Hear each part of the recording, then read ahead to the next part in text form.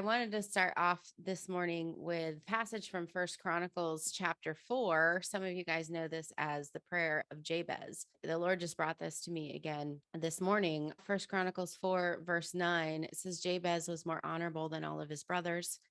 His mother called his name Jabez, saying, I bore him in pain.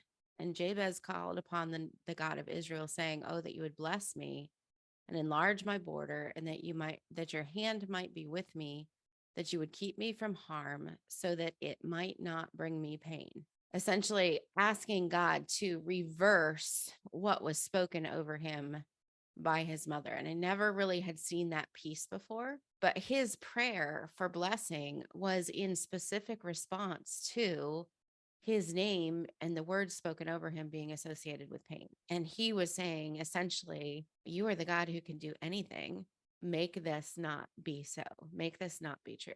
He says that you would bless me, that you would enlarge me. And blessing, we know, has to do with that idea of happiness, that you would enlarge my border, which meant his financial holdings, his property that was the inheritance and the moneymaker back then, that you would enlarge my border, that your hand might be with me, that you would keep me from harm so that it might not bring me pain. And God granted what he asked. I was looking through this again and thinking about like our recent quarterly planning session and where the Lord is kind of opening up dreams and doors for us and where he's taking us. Like there's an enlargement there that I prayed for years ago and haven't seen until now.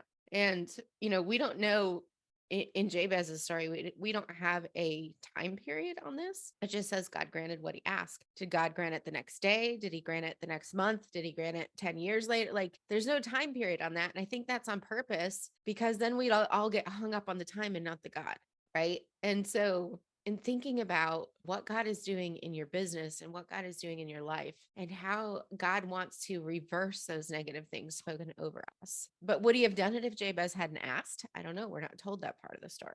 And so I think there's something to recognizing the negativity in our lives, but then submitting it to God and asking him to reverse it, and the whole thing about let no man despise thy youth in Timothy, be an example to believers. That is, be a good testimony of your God, be an example of what it means to serve your God. I think that the two tie together in that part of our example is, Lord, don't let them say this about me or about you because I reflect you. Don't let the negative words win. Don't let their words spoken over us be the thing that defines us. Let them see you. Let them see bigger.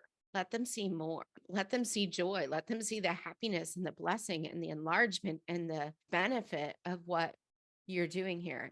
I think to bring this back home, Tap and I took an overnight quarterly planning session. So go back to the beginning of the year. What were our goals? Are they still important? If we haven't met them yet, are we going a different direction?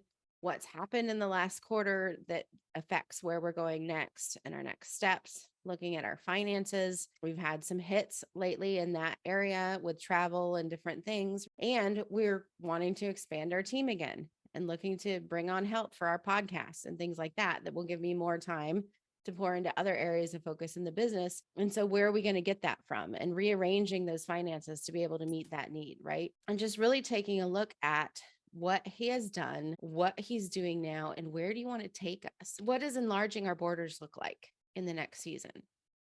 What does it look like that you're doing this not for our harm, but that others would see us as blessed by you, that we would be able to do this without bringing pain to others or without it being painful to us? That was just what the Lord brought out to me in looking at this and saying, what are you asking the Lord for? Are you asking the Lord for blessing? Are you asking him to enlarge your borders? Are you asking him to keep you from harm? Are you asking him to help you not be one who causes pain or slanders the name of Christ? And I think all of those things are important to our business, important to our testimony as we move forward. So all of that to say, what is God doing in your business right now in this quarter? What are you expecting God to do?